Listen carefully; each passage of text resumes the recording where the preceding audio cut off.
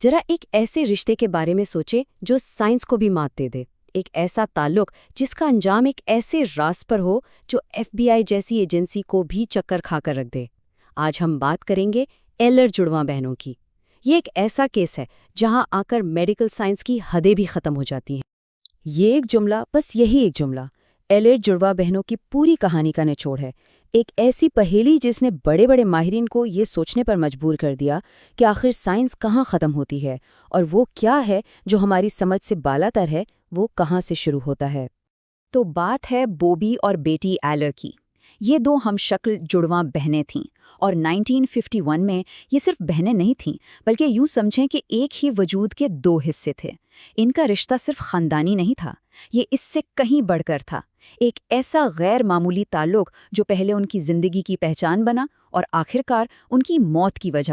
ان کا جو تعلق تھا نا، وہ تقریباً ٹیلی پیتھک جیسا تھا، یعنی اگر بوبی کے دانت میں درد ہوتا تو بیٹی کو بھی وہی درد محسوس ہوتا۔ حالانکہ یہ کوئی چھوت کی بیماری تو تھی نہیں، اور تو اور جب بوبی کی نظر کمزور ہوئی اور اسے اینک لگی تو بیٹی نے بھی ضد کر کے اینک لگوا لی، باوجود اس کے کہ اس کی نظر بالکل ٹھیک تھی۔ کیوں؟ صرف اس لیے کہ وہ دونوں ہر لحاظ سے ایک جیسی دکھیں۔ تو یہ صرف بہنوں کا پیار نہیں تھا، یہ کچھ اور ہی تھا، کچھ بہت گہرا اور سچ پوچھیں تو تھوڑا پریشان کن بھی۔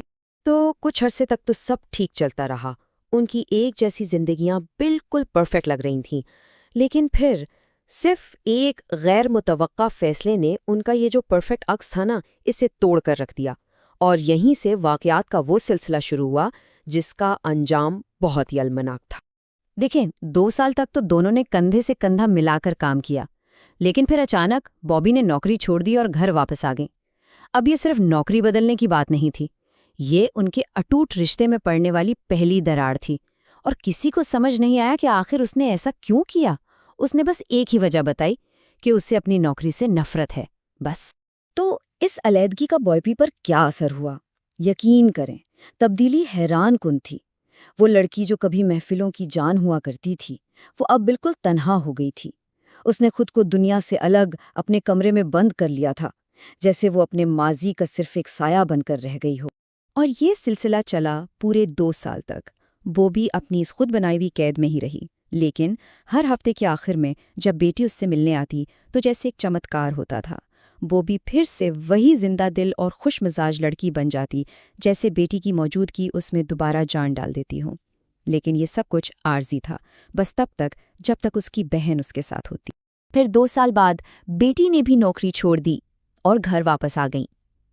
والدین نے سوچا کہ چلو اچھا ہے، اب دونوں ساتھ ہوں گی تو شاید سب ٹھیک ہو جائے گا، لیکن ہوا اس کے بالکل الٹ۔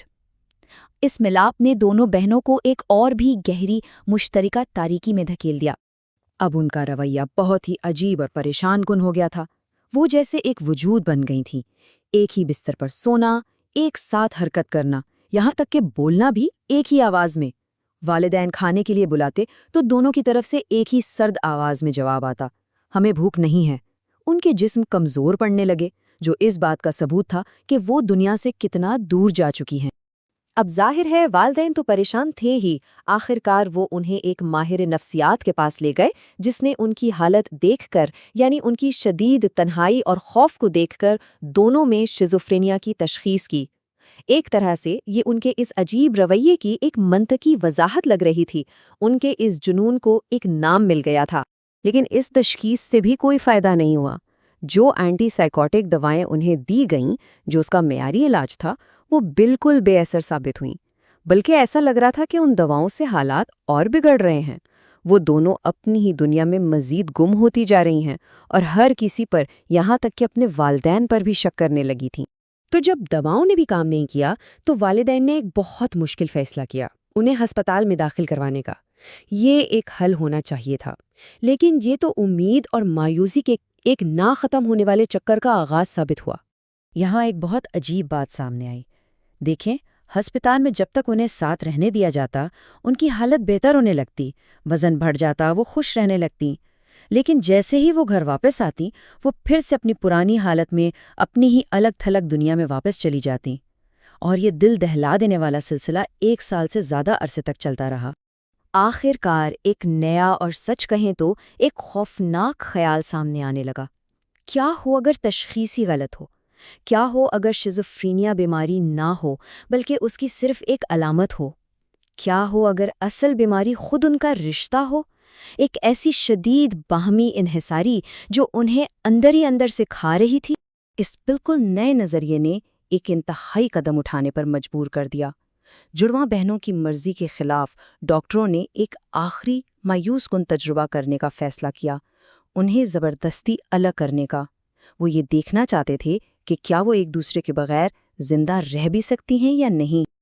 اور یوں ہم پہنچتے ہیں 12 اپریل 1962 کی اس رات تک۔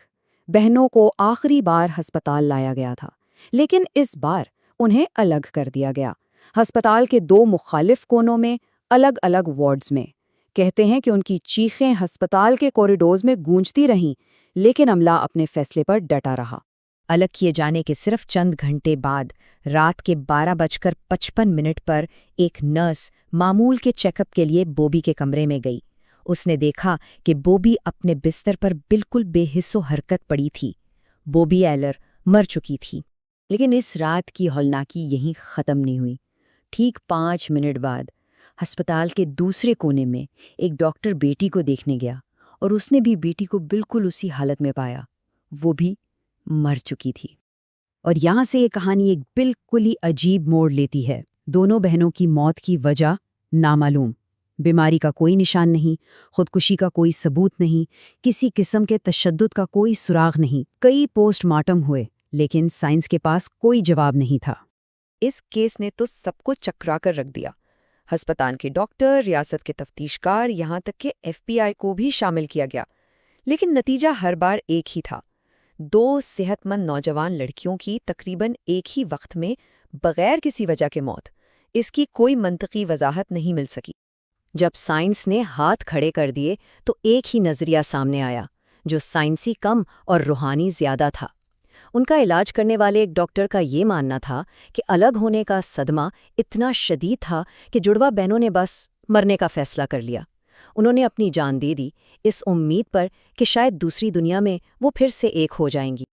اور پھر ایک آخری سب سے پراسرار تفصیل ہے جو اس مافوق الفطرت نظریے کو اور بھی پختہ کرتی ہے۔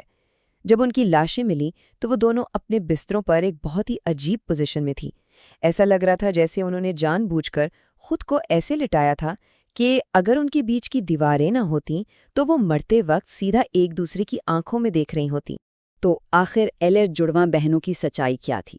کیا یہ ایک شدید نفسیاتی بیماری کا کیس تھا، ایک ایسی حالت جسے فولیا 2 کہتے ہیں، یعنی 2 لوگوں کا ایک ہی وہم، جس نے آخرکار ان کی جان لے لی؟ یا کیا یہ ایک ایسے رشتے کا ثبوت تھا جو سائنس اور انسانی ذہن کی سمجھ سے بھی کہیں آگے تھا؟ یہ ایک ایسا سوال ہے جو آج بھی خود ان جڑواں بہنوں کی طرح ایک نہ سلجھنے والی پہیلی بنا ہوا ہے۔